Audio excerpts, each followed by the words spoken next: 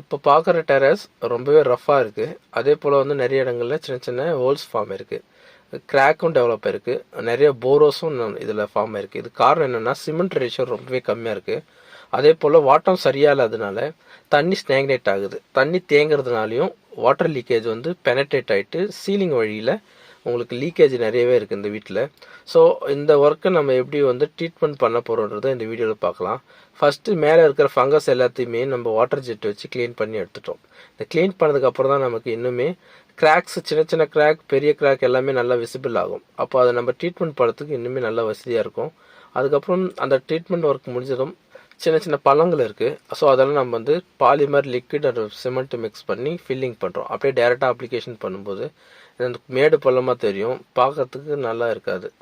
அதே போல் அந்த சின்ன சின்ன பள்ளங்களை வந்து டஸ்ட்டு ஃபார்ம் ஆகும். அந்த ஃபார்மேஷன்லேருந்து ஃபங்கலும் நம்மளுக்கு க்ரோ ஆகிறதுக்கு நிறைய சான்சஸ் இருக்குது. ஸோ அதனால் நம்ம என்ன பண்ணோம், முடிஞ்ச மட்டும் டெரஸை லெவல் பண்ணுறதுக்கு நம்ம ட்ரீட்மெண்ட் ஒர்க்கை பண்ணுறோம். அந்த ட்ரீட்மெண்ட் ஒர்க் முடிஞ்சதும் எக்ஸாஸ்ட் இருக்கிற சிமெண்ட், கல், மற்ற ஏதாவது டஸ்ட் எல்லாமே நம்ம கம்ப்ளீட்டாக பட்டி பிளேட் தேய்ச்சி எடுத்துகிட்டு ஏர் ப்ளோயர் மிஷின் வச்சு ஃபுல்லாகவே ரிமூவ் பண்ணுறோம். இப்போ நமக்கு டெரஸில் சின்ன டஸ்ட்டு கூட இல்லாமல் ப்ராப்பராக சர்ஃபேஸ் ப்ரிப்ரேஷன் பண்ணியாச்சு.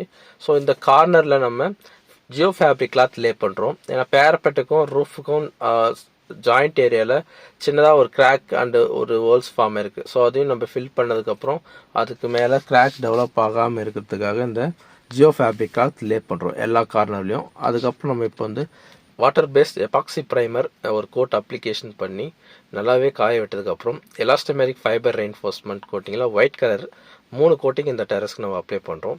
ஃபர்ஸ்ட் அது வந்து நல்லா ட்ரையிங் டைம் விட்டதும் ஃபர்ஸ்ட் கோட்டுக்கு செகண்ட் கோட் அந்த தேர்ட் கோட் 3 கோட்டுமே நம்ம proper drying time keep up பண்ணி இந்த கோட்டிங் அப்ளிகேஷன் பண்ணுறோம். இதில் வந்து 3 கோட் அடிக்கிறோம் அண்ட் ப்ரைமர் ஒரு கோட், மொத்தமாக டோட்டலாக 4 லேயர் வாட்டர் ப்ரூஃபிங் இந்த டெரஸ்க்கு நம்ம அப்ளிகேஷன் பண்ணுறோம்.